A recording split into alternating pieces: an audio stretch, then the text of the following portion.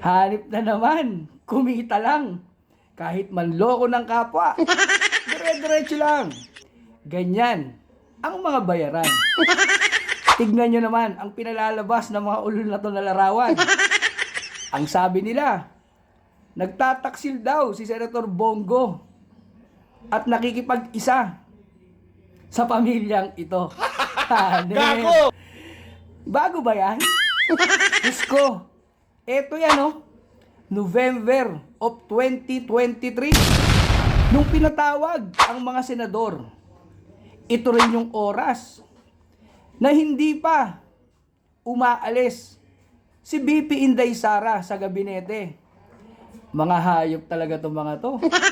Puro kayo kasinungalingan. Kumita lang ng barya kahit manloko ng iba.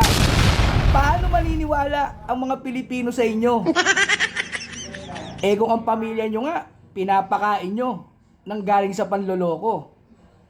Tapos gusto nyo pa lokohin ang mas nakararaming Pilipino? Maya naman kayo. Konting panahon na lang, wala nang magbabayad na amo sa inyo. Gago! Ingat.